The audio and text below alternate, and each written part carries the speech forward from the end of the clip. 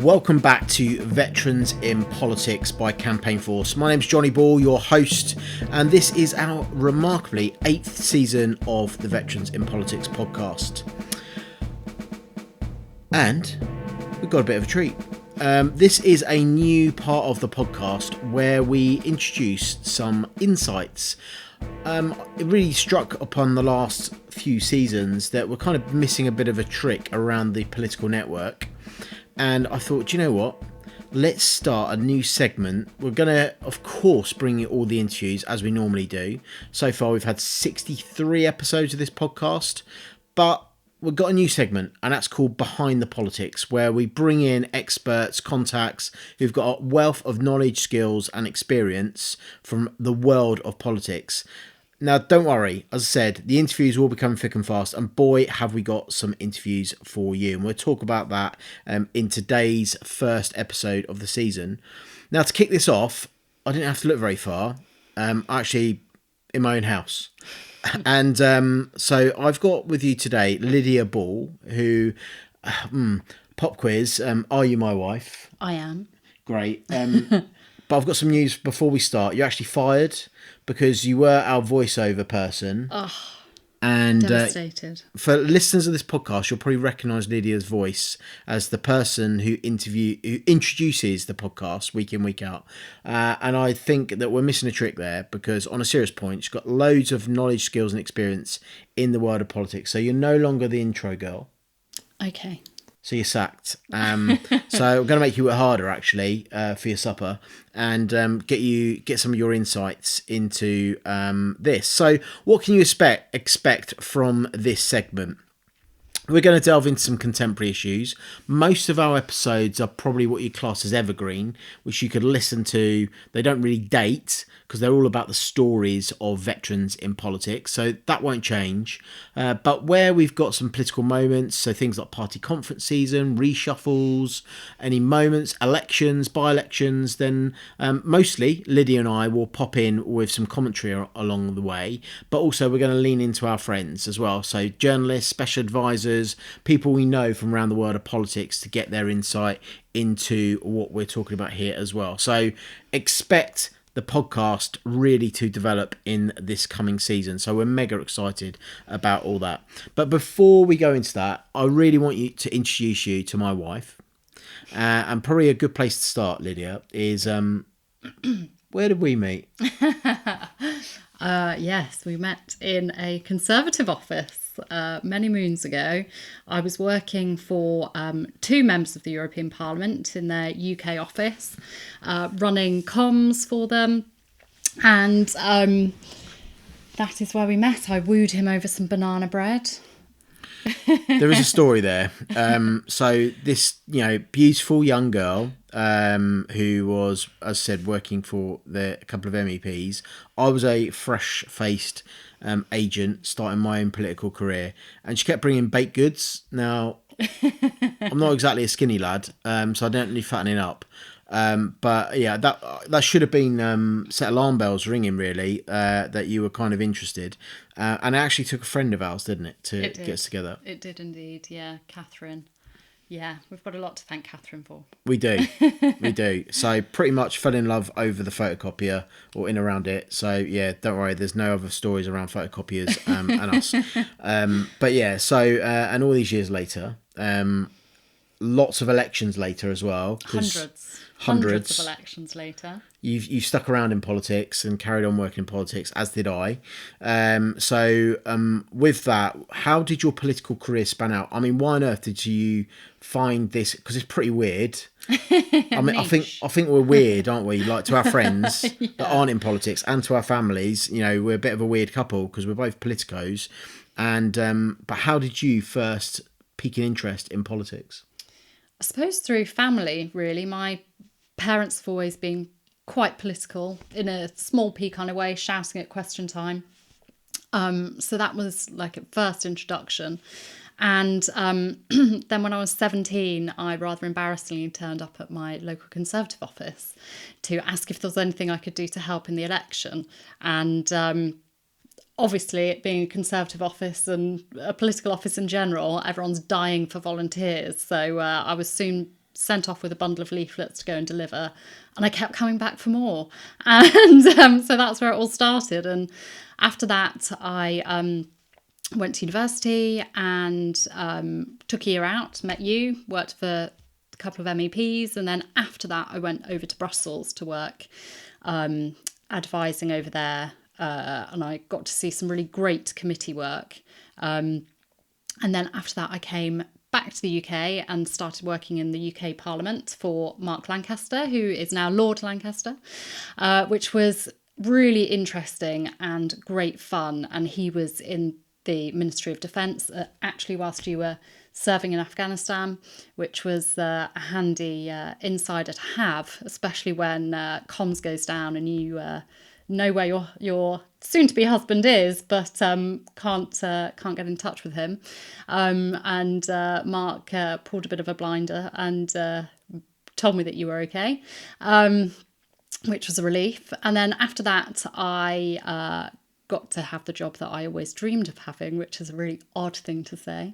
But I became a Conservative Party agent. I trained under the same trainee mentor as you did, Sally Smith, who is an absolute legend. And the rest, they say, is history. And I've worked for quite a number of associations, quite a few MPs.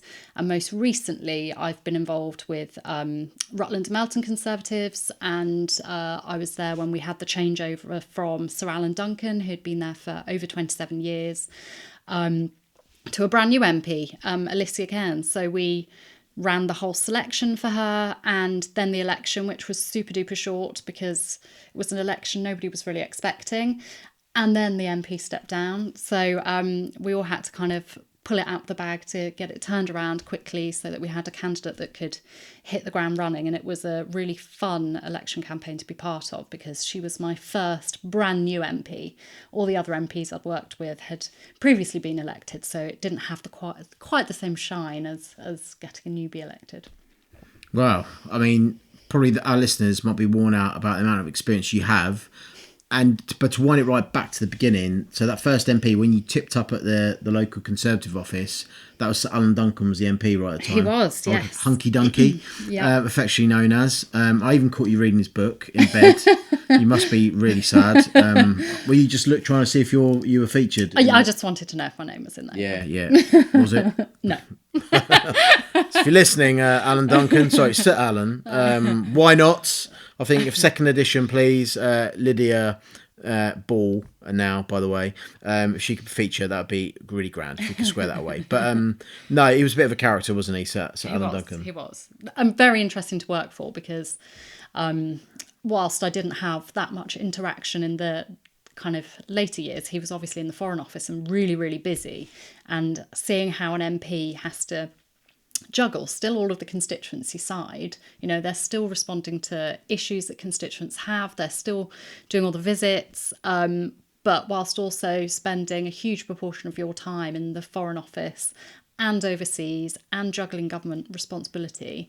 I mean, hats off to him. But you mentioned your family link there as well, and we know that your dear late grandpa, Stan, also had a bit of a political background. He did. He was the Lord Mayor of Leicester's secretary, so it wasn't an elected role then. It was selected, as it were, so people would basically take their turns to be mayor. And he was the secretary, and he had the great privilege of hosting events with Her Majesty the Queen Mother, and foreign dignitaries from around the world. And in fact, he was given the freedom of Strasbourg, which when I worked in Brussels and had to do the monthly slog over to Strasbourg, I was very fortunate to visit one of the buildings that was named after one of the chaps that he knew very well.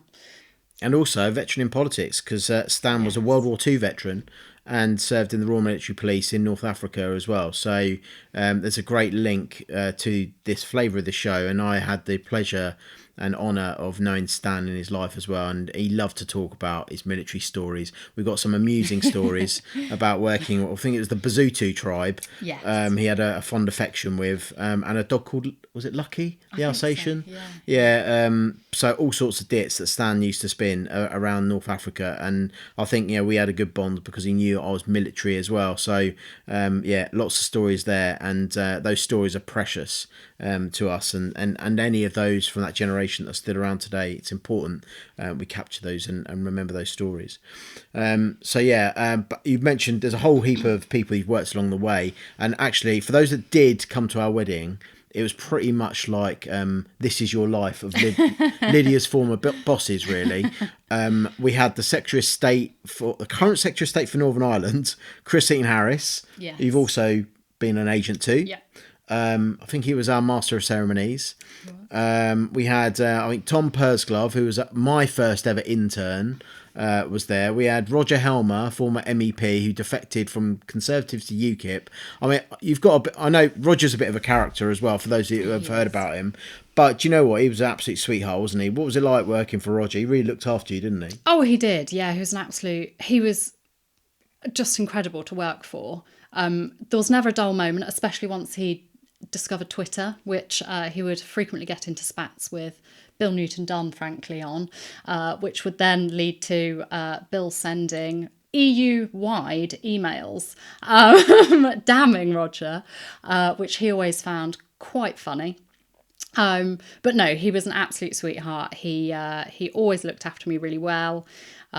He used to fly into Brussels on a Monday, and the carrier he flew with used to give out Newhouse chocolates. A very small box. There was only 2 in it, but they were always on my desk when I got back from lunch, which was very kind of him. None made their way to the Defence School of Languages, I can say, where I was at that time. Yeah. So, and for context there, I was studying Pashto, ready to go out to Afghanistan at the Defence School of Languages when Lydia was working in Brussels. So I did get the odd trip over to Brussels, and that was fantastic to be able to disappear from hard week learning a language. But you had the pleasure of staying at Beaconsfield, the Defence School of Languages. Indeed. What was that like? Yes. It was slightly like staying in university halls again, but with smaller beds. Yeah. They really slimmed down a single bed.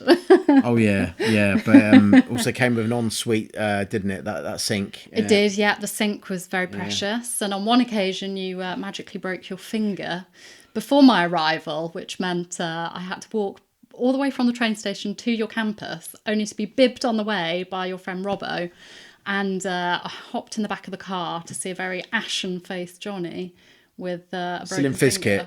Slim Fisket. So yeah, dropped a 25 kilo dumbbell on my finger, which resulted in 3 pins and surgery. So yeah. You've had better nights. I have, and you've had better weekends as well, if I'm honest. But yeah, there were some characters that you met along the way there, and also shared showers. Yeah, that was. Any insights there? No, not that I want to share. No. Might be for another podcast. But yeah, and the showers in the military as well are wonderful, because the shower screen is basically see-through. Yeah. So if you go in there, if you're really lucky, Robbo is a character that used to particularly like to perform a little dance with his hairy bottom pressed up against those lovely see-through shower screens. Good times at Beaconsfield. And then, of course, I deployed to Afghanistan.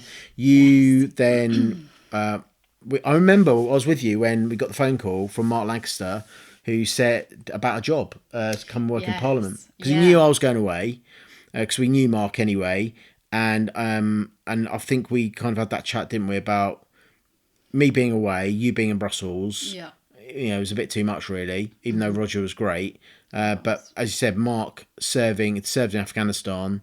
It was a really good place to be with him. It was really, really good, yeah. And he was really lovely and really kind, and he was really fab to work for. Yeah, because it's not always it's not great being stayed at home while I'm away, right? It's not an ideal place to be. No. Big up for the service spouses. Because it's and you mentioned a story earlier on, and the story that we're talking about there was the story of the Warrior Six, and may we remember those six colleagues of ours who died in that horrific incident in Afghanistan when the Warrior vehicle was hit by an IED. But I know that was really tough for you because it was the Yorkshire Regiment. I was with the Yorkshire Regiment, and it was Lashkar, and it was in Lashkar. So I can't imagine how that must have been for you. Yeah, it was difficult. You have that thing of the first thought that went through my mind, other than you're obviously dead, was have the military forgotten to call me? And so I had to send discreet messages to all of your family being like, heard from Jonny recently. I got a bluey the other day. Have you heard anything? And everyone came back and were like, oh yeah, we've had a letter, but obviously you hadn't called anyone. Yeah, because you can't. And I thought, oh, well, this isn't a good sign. And then Mark was like, is everything all right? And I just broke down. I was like, not really, no. Have you seen the news today? And he said, I have, yes. And I've also been over to the ministry today. So, and I said, obviously I know where Jonny is, and Jonny is in that area. What do you think the chances are? Yeah, it's a dichotomy that you're in where you are relieved and then instantly you think about other people and the families of others who had horrible news that day. So we will remember them. And this podcast is always a tribute to those that didn't make it home. And I will, as part of this podcast, do a little post about their names so we can remember them. But on to more happier times, and your political career has progressed. You've been, after that, I think, I then went back into politics when I got back from Afghanistan and went to work for Grant Shapps. And we moved in between the constituencies to mid-Bedfordshire, funny enough, where our local MP was Nadine Dorries. Hot topic of the moment. Big shout out to Nadine, if she's not on GB News or wherever she is at the moment. Certainly not in Parliament. But so we lived there because it was halfway between in Hatfield, where I was working for Grant, and you were back up in Northamptonshire, where we met and where we live now. And you were working for Andrea Leadsom, Chris Heaton Harris. So running their general election campaigns. You also were mentoring a campaign manager, and helping her run the Michael Ellis campaign. And then how many 103 council candidates as well. All at the same time. That was we basically didn't see each other except for night. Morning. Yeah. And that was from the January until the May, and we have a bit of a election ritual, as it were. So after we've been to our counts, even if it's like the next day, because obviously your general election count is overnight, and then we had the local election counts the next day, and if you were really unlucky, then it dragged out into 3 days, as it were, for me.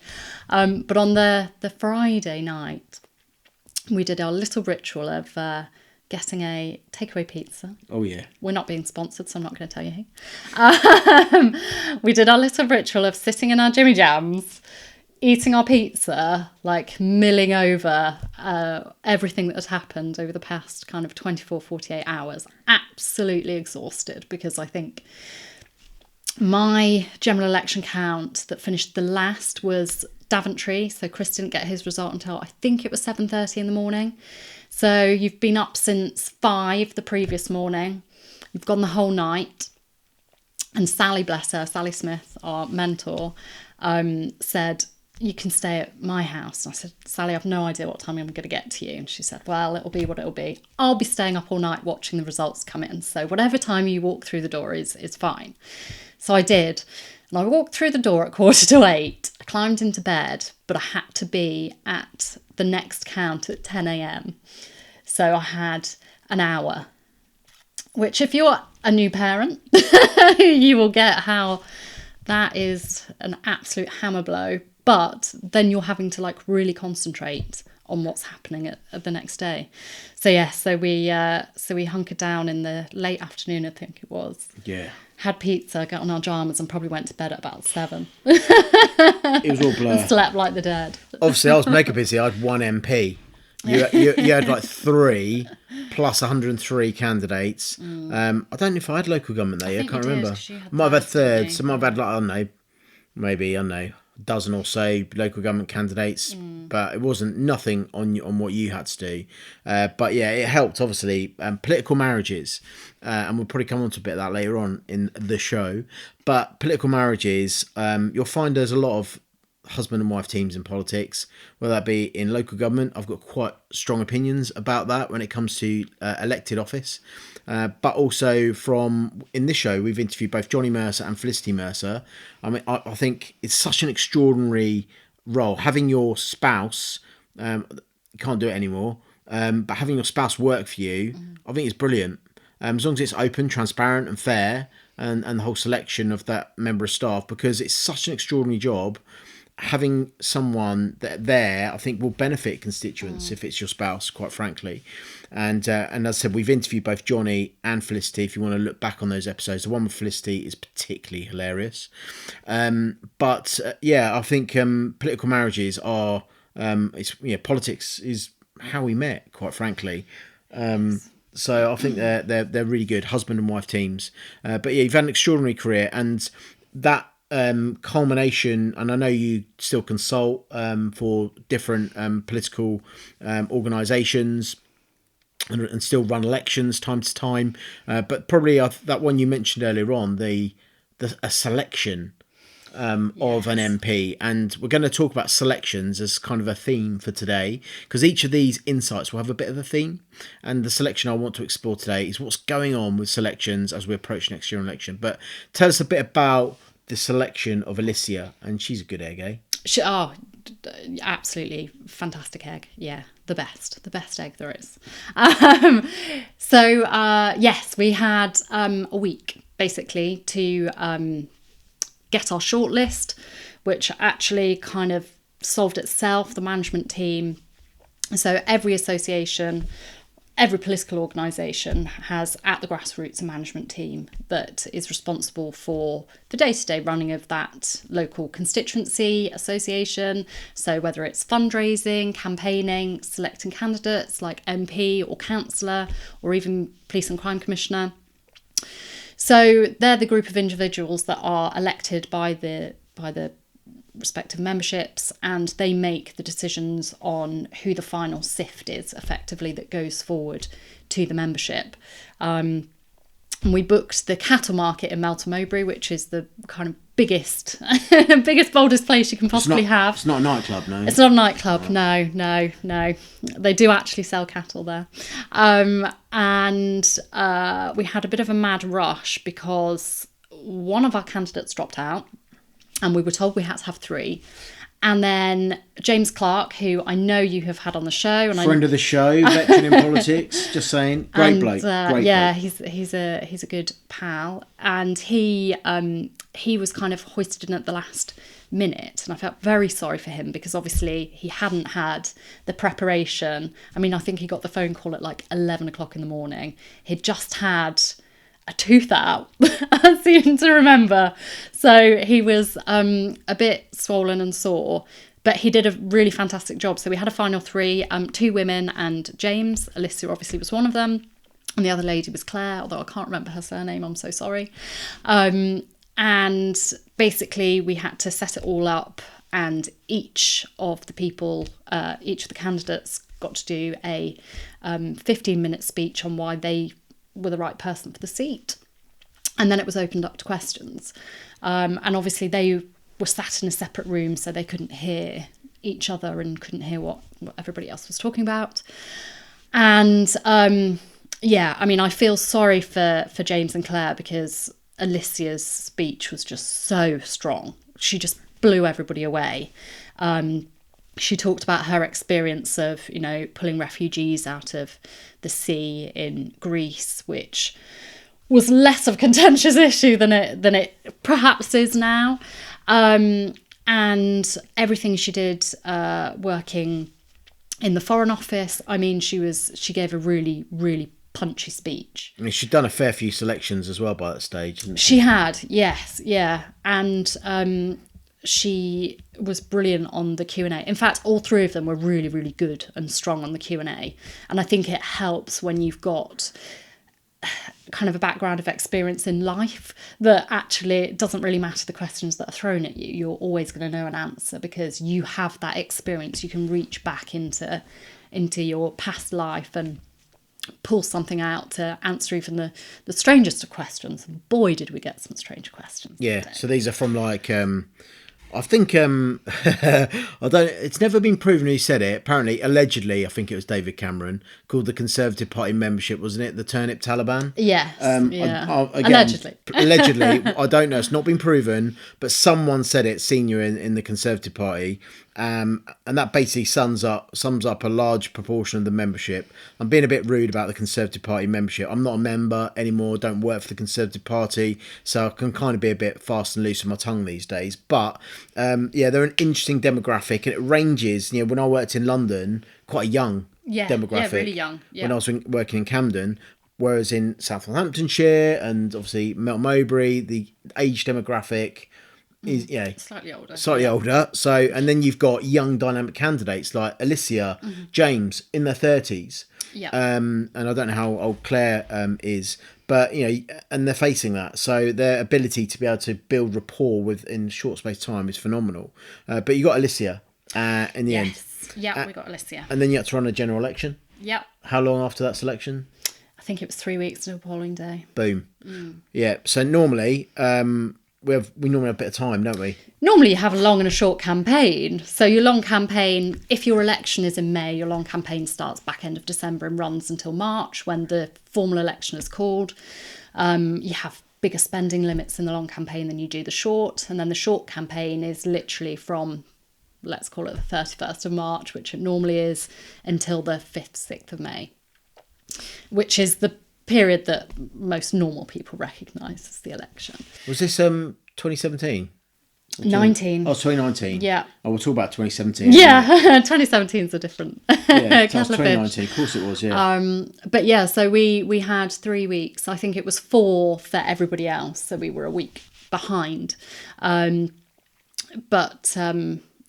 was very frenzied. I mean, the difficult thing is you're in what is traditionally known as a safe Conservative seat. I mean, Alan had a stonking majority, but then you're bringing in a brand new. What are you going to say there then? But then you're bringing in a brand new candidate who doesn't have the name recognition. You've got 3 weeks to get the name recognition across, which is impossible, let's be fair. Most people are voting for, Conservative Labour. They're not particularly looking at the names at that point. If you've got a bigger build-up, they're definitely looking at the names. Yeah, and they've been around for years. He had, absolutely. And I mean, we did actually have a few kind of phone calls into the office from postal voters saying, Sir Alan isn't on this list.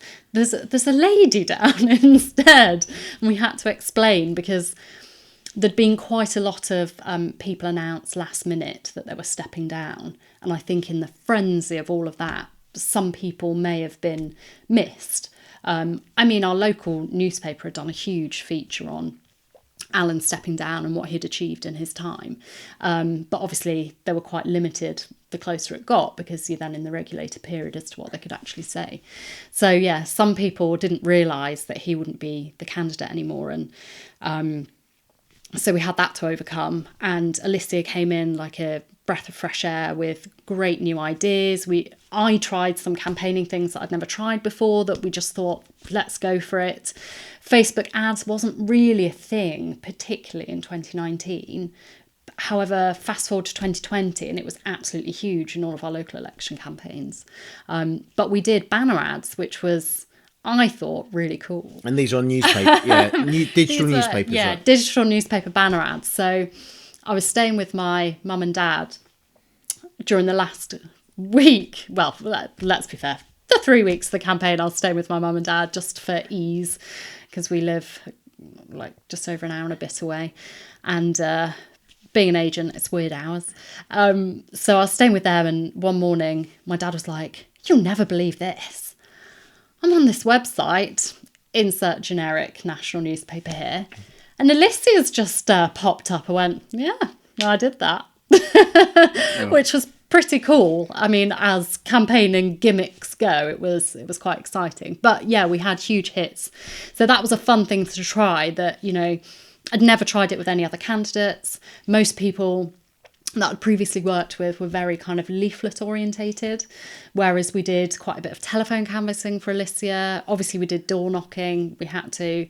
And alongside that, the traditional, obviously, leafleting. And also she did quite a few videos as well, which were really, really good and went down really well. So it was quite fun to actually have like a different take on elections. And I'm sure you had that with Grant as well. Yeah.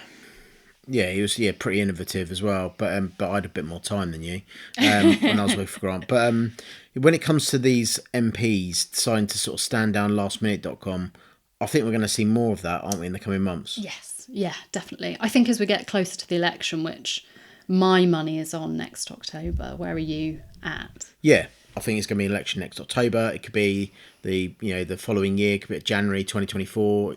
5. Sorry, 5. Oh, blimey. It's not going to happen then. No. It'll be towards the end. They've already had a winter election. They know they've got some data on that. So I think it's highly likely that it'll be in October next year, or certainly the late or autumn, November, autumn winter next year. They've won December 2019 was a winter election, so they're comfortable with that. But it's certainly not going to be next year. They've got a load more work to do around the economy in order to, I'm saying the government, to claw any of their core vote back. But when it comes to some of these selections, I think we will see a few people. I mean, I know, so someone we've interviewed for this season, Sir Mike Penning, I know he put his cards on the table pretty early on that he wasn't going to restand in order to give them time to select, quite frankly. And it's a shame. They don't do it. These some of them, for whatever reason, for selfish reasons, quite frankly, it's certainly not for the party, it's not for the constituents, leave it to the last minute. And I think we're going to see more of that. But on selections, what we're seeing at the moment has been pretty shocking, if I'm honest. Depressing. It has been a bit. I think you and I bumped into God, it's going to sound fancy. We are going to sound fancy. A book signing for Peter Cardwell. For a journalist, we went to his book signing, and it was fabulous. And we bumped into Michael Crick, the investigative Channel 4 journalist, and he has started an amazing Twitter feed called @TomorrowsMPs, where he investigates cross-party how MPs are selected, and and some of these is going straight into a job where they're safe seats. Yeah, he's tracking them all and basically notifying everybody of kind of who's been selected for seats as they crop up. Yeah, and we spoke to him before he'd launched it, so you heard it. We heard it here first. But if you do follow that account, you'll see that he's identified that. So looking at the Conservative Party for a second, while we've got you in, I think out of 30 of the safe seats that they've selected, just 14% have been to women. The majority of the seats have been to young men. Yeah, and out of those young men, most of those have been special advisors. So we've got Nick Timothy selected for Matt Hancock's seat. Nick Timothy and Fiona, what's her face, presided over probably the worst election manifesto that the Conservative Party have ever produced. It was nearly a Michael Foot moment, let's be fair. It was appalling.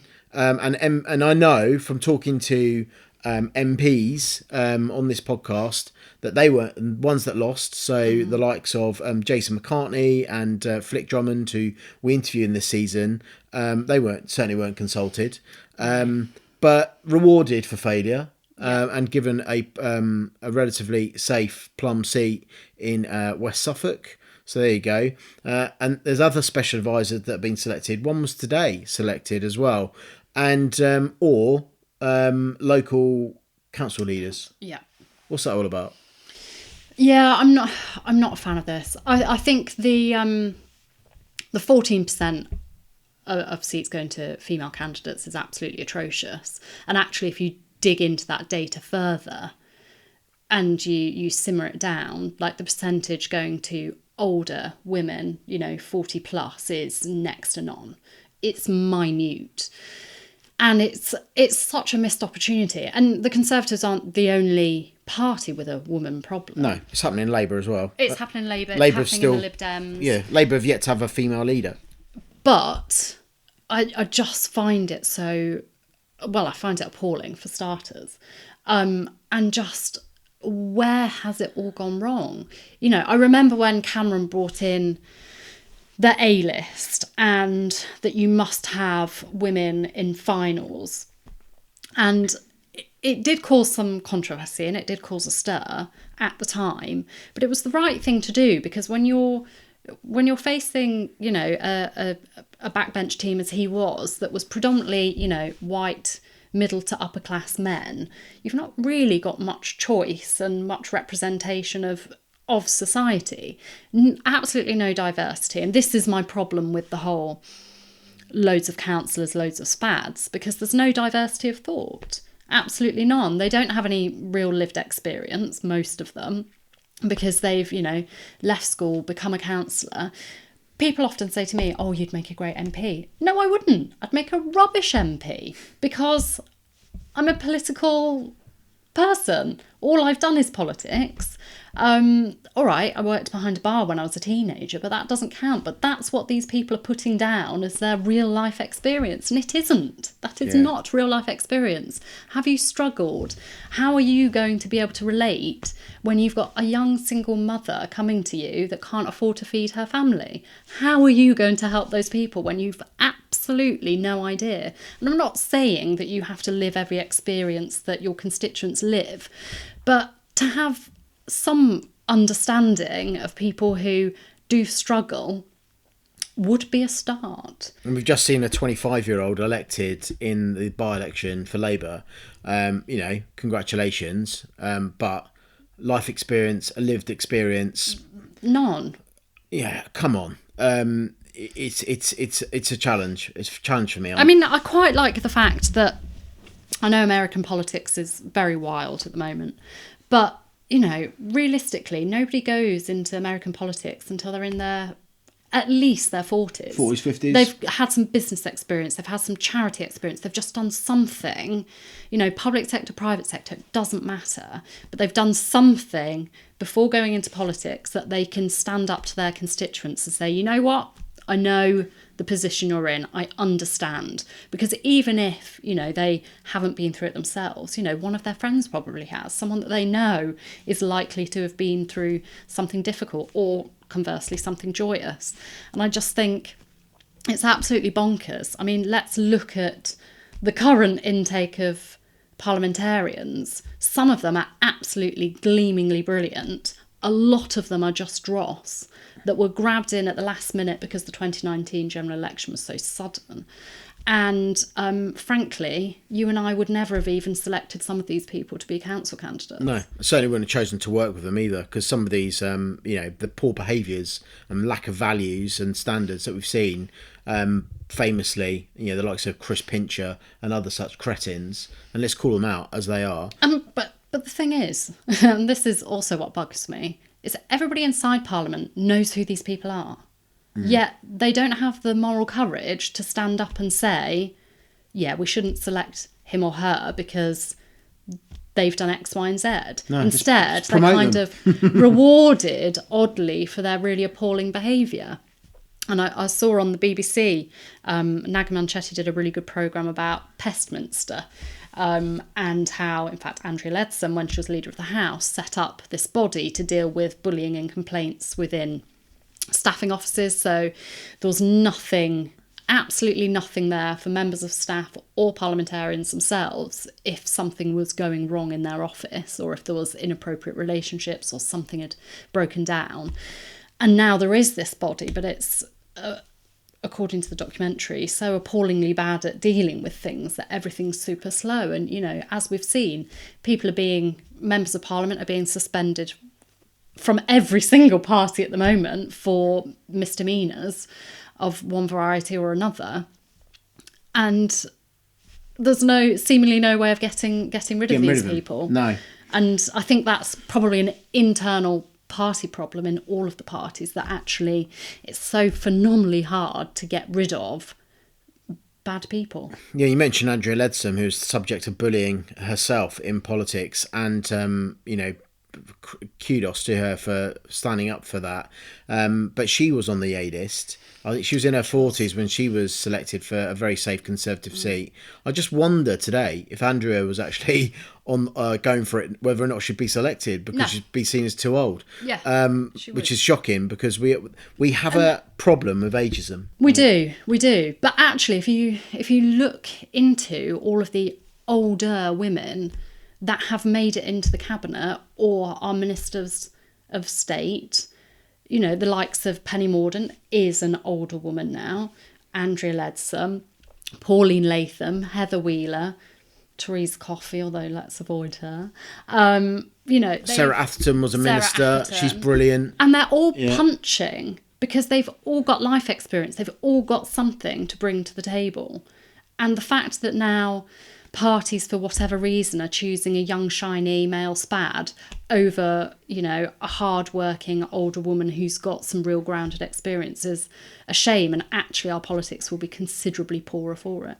Don't get me wrong, we need spads in our politics, certainly for actually when they're actually being spads. We mentioned Peter Cardwell earlier on, who's now Talk TV presenter. He was a journalist. He actually had a proper job. You know, that was his trade before he became a spad, and now he's gone back to journalism. So hopefully we'll try and get him on the show at some stage to talk about being a spad. A great book, by the way, Secret Life of the Spads. Thoroughly recommend it, and got a signed copy, of course, from that fancy book launch. Yeah, nice. But digress. But, I think it's something like 18% of Parliament come from that background, politico background. I think they even outnumber lawyers now. So as far as I've got, blood in my veins, I will be calling this out, because we need diversity of thought, as you say. We do. So we do need spads in politics and become MPs as well. And some of them do become brilliant MPs, but I just think there's too many of them. There is. And all we're seeing at the moment is like breeding like. And if you look at the candidates department in the Conservative Party, for example, are just full of men, quite frankly. So what are they going to do? They're just going to reselect men. Yeah. So and we've worked with some candidates. So we have and are working with two fantastic female candidates who are slightly older. Yeah. I mean, I'm not going to say old. They're 40 plus, but that's deemed older in politics. And they've got some fantastic experience. One who has worked we can't say too much, of course, in business and has a fantastic background. Yeah. Another who has worked in teaching, again, another fantastic background. And can the pair of them get selected? No. They're really struggling because they're up against these other candidates that are so woefully underqualified, but they're just not even making it into the sift. And even going back to James. James Clark. He's got some amazing experience. He would make such an incredible MP. He is so grounded. Yeah. And he has got so much to offer. Failed to get into a final the other week in Broxbourne. Absolute shocking. Ridiculous. I mean, I tweeted about him saying he's the best MP we currently don't have. Yeah. And he's done all the crap jobs. He's taken one for the team, fought Jeremy Corbyn twice, started a Conservative Friends of the Armed Forces organisation, which if you are that way leaning, I do recommend you look them up. Yeah. And we interviewed James and Ed from Conservative Friends of the Armed Forces in this season as well. So you're going to get to hear more from James, but an absolute one to watch in the future. For selections, just to wrap up this segment on selections, I do look up Michael Crick, his Twitter feed. Probably the only reason to be on Twitter, if I'm honest. You get all the gossip about what he's up to cross-party, not just the Conservatives. I know we've kind of had a bit of a dig into the Conservatives, but this ageism issue, this female issue, is across all the parties. And until the Labour Party front up a female leader, they fronted up the first female Home Secretary in Jackie Smith. Another great podcast, by the way, her and Ian Dale, for the Many podcast. I seem to spend loads of time big up in other people's podcasts. I'm hoping they'll do the same for mine.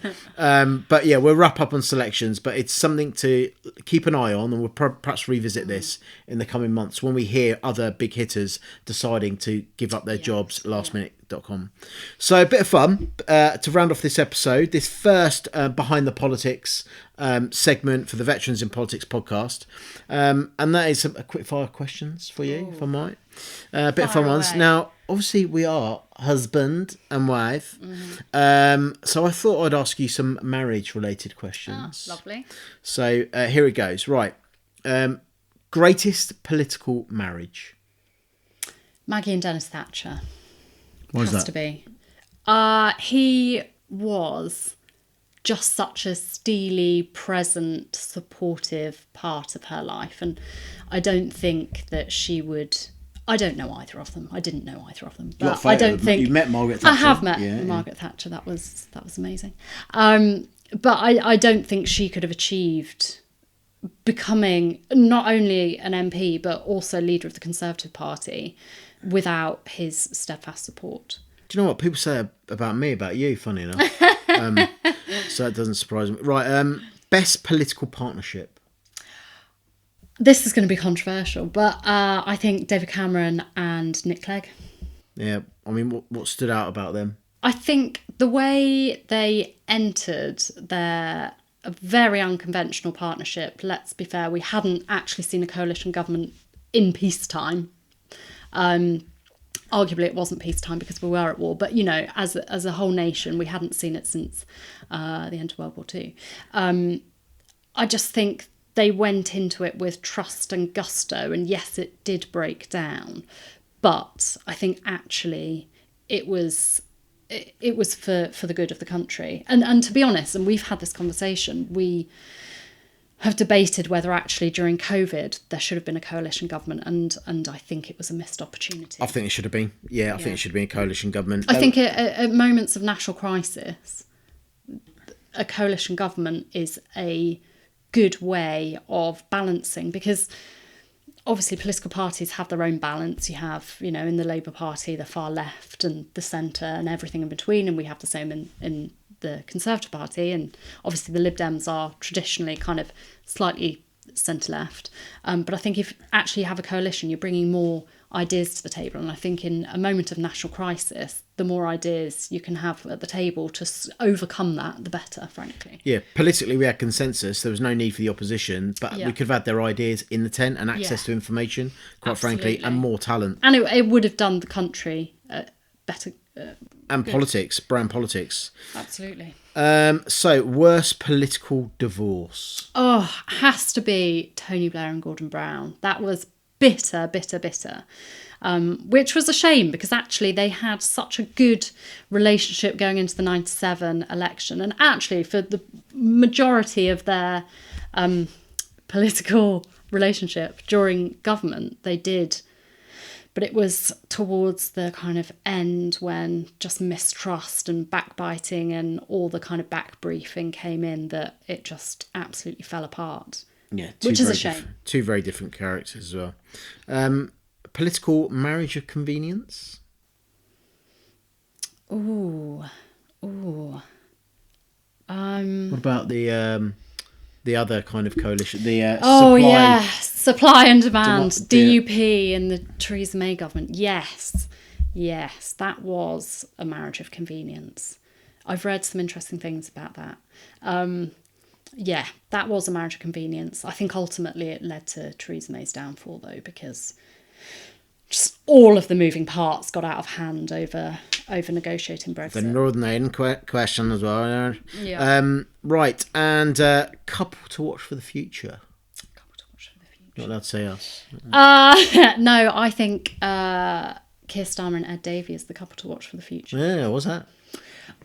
Because I don't think any party is going to win the next election outright. Ooh, so we're keeping an eye on their interaction. So possible Lib Dem Labour coalition. I think so. Heard it here first, kids. And a bit of a fun one. And I don't mean on looks, because you are sat next to your husband here. My absolute heartthrob. In terms of what they're all about and what you like about them, but political crush, and I'm not talking about their physical attributes. Although they might be taken into consideration. No, political crush, someone that you like, what they're all about at the moment.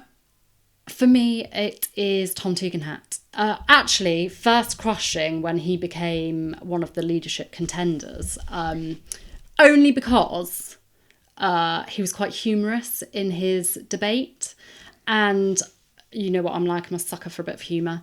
Yeah, well, and good looks. And good looks, obviously. And I thought he came across really personable. And actually, more recently, he's been promoted and is now a minister within the Home Office.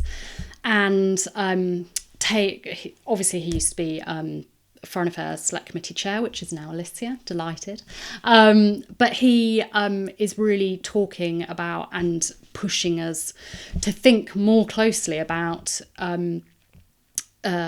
enemy state, for want of a better term, operatives that are infiltrating social media. And we saw that at the World Cup. You know, Twitter went mad with a lot of racist comments that actually I think was a lot of Russian and Chinese bots. Bot farms, yeah. And I think actually that is such a huge problem for us going forward and for society, that actually we've kind of been blindsided to it up until now. And someone that we've both worked with, a police and crime commissioner, was really passionate about cybercrime.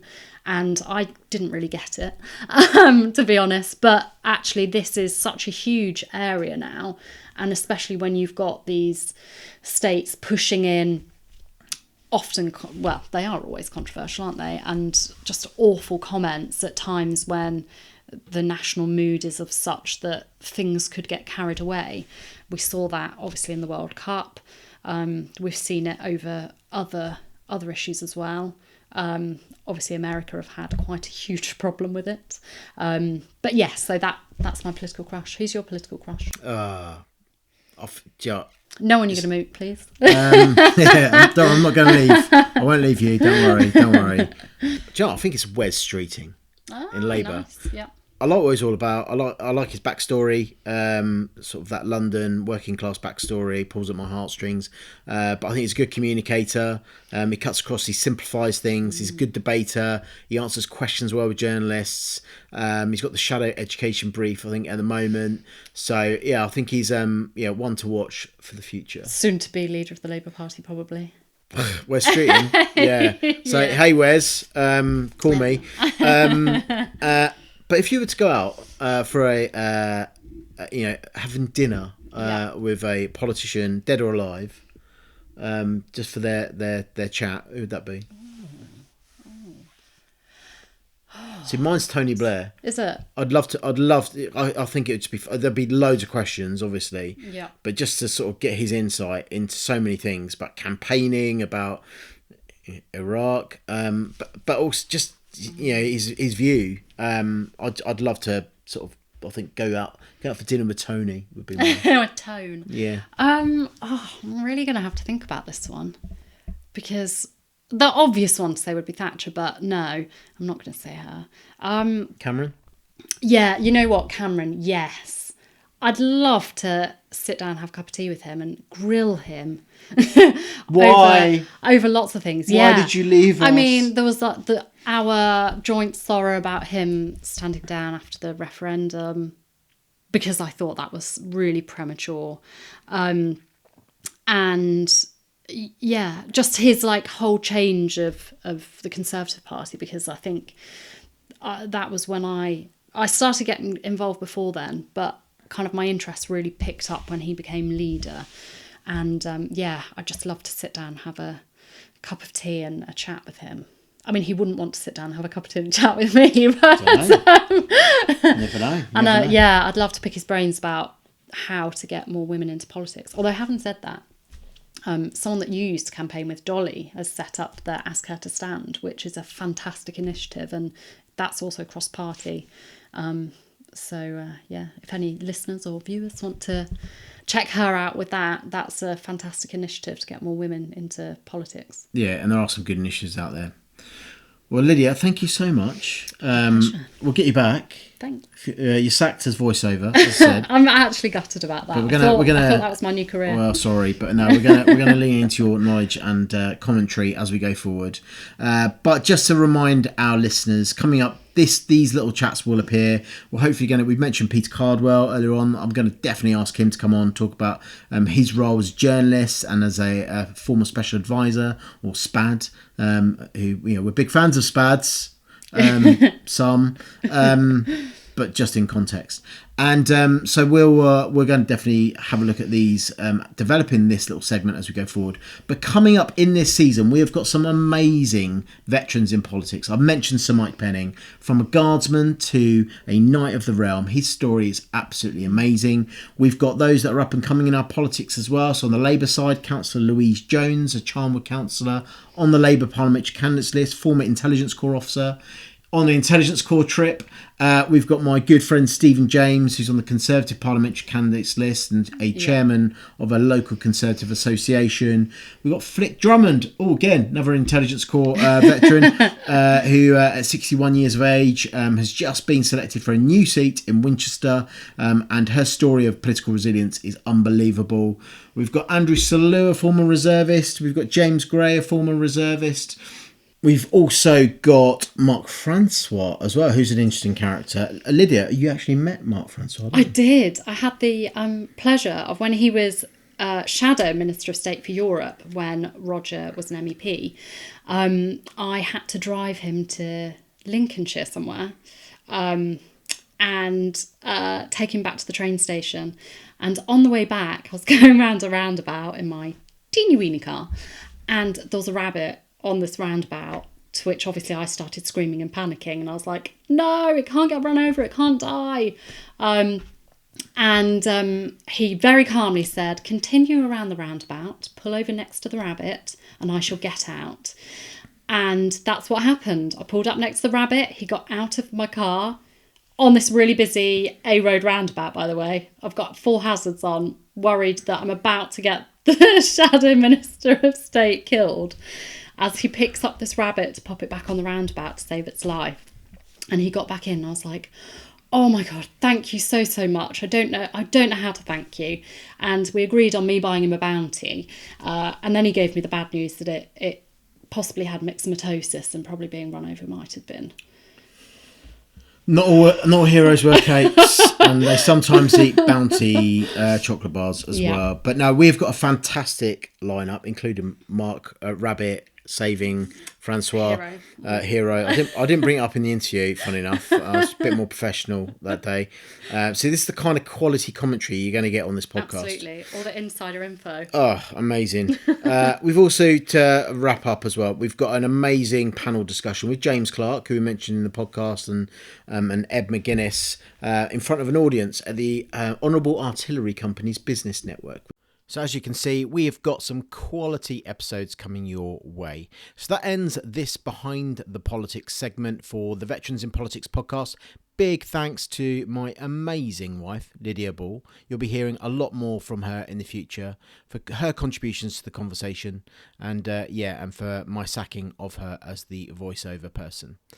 So that's it for this week, and don't forget to become one of our supporters. You can go on the notes below and click on there, and just for the cost of a cup of coffee a month, you can keep this show going and get more quality insight like we've provided today. Thank you. Thanks to our guests, and thank you for listening. If you've enjoyed this podcast, hit subscribe now. Alternatively, you can support our mission by checking out in the show notes below, where you can rate, donate, or become our mate. Thank you.